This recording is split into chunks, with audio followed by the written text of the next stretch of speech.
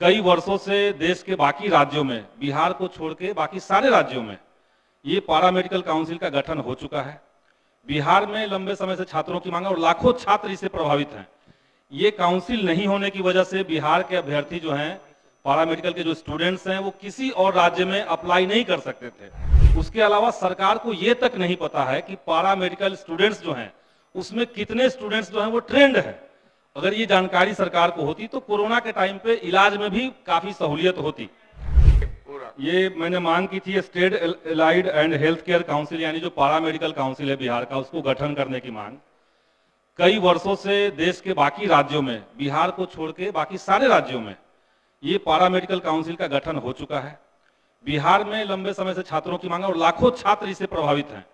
ये काउंसिल नहीं होने की वजह से बिहार के अभ्यर्थी जो हैं, पारा मेडिकल के जो स्टूडेंट्स हैं, वो किसी और राज्य में अप्लाई नहीं कर सकते थे। इसका सबसे बड़ा नुकसान बिहार के बच्चों को ये हुआ। उसके अलावा सरकार को ये तक नहीं पता है कि पारा मेडिकल स्टूडेंट्स जो हैं उसमें कितने स्टूडेंट्स जो हैं वो ट्रेंड है। अगर ये जानकारी सरकार को होती तो कोरोना के टाइम पे इलाज में भी काफी सहूलियत होती।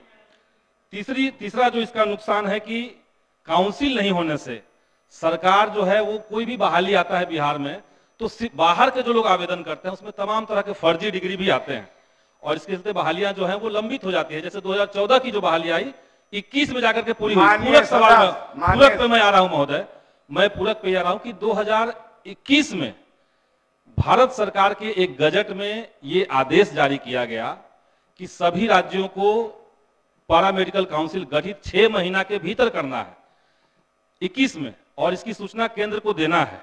लेकिन उसके बावजूद बिहार में आखिर क्यों 6 महीना के भीतर गठित नहीं हुआ, ये मेरा पहला पूरा। अब माननीय मंत्री जी की बात को सुनिए, उनके जवाब को सुनिए। माननीय मंत्री जी। नहीं, जवाब में तो स्पष्ट कर दिया गया है महोदय। वस्तुस्थिति यह है कि state allied and health care council गठन की कार्रवाई प्रक्रियाधीन है। इसका ड्राफ्ट पर वित्त तथा विधिक परामर्श प्राप्त है। प्राप्त परामर्श के आलोक में उक्त काउंसिल के गठन की कार्रवाई जो है वो की जा रही है। तो की जा रही है महोदय। मैं कह रहा हूं कि 21 में गजट का ये हिस्सा बन के आया है और उससे पहले सारे राज्यों में लागू है, बना हुआ है। 21 के बाद आज 23 आ गया, 6 महीना के अंदर ही करना था। इस जवाब में भी कोई समय सीमा नहीं दिया गया है। तो हम तो समय सीमा की एक मांग करते हैं सरकार से कि समय सीमा क्या हो सकता है। नहीं, आपके सवाल पर ये विभाग से हम लोगों को भी जानकारी हुई।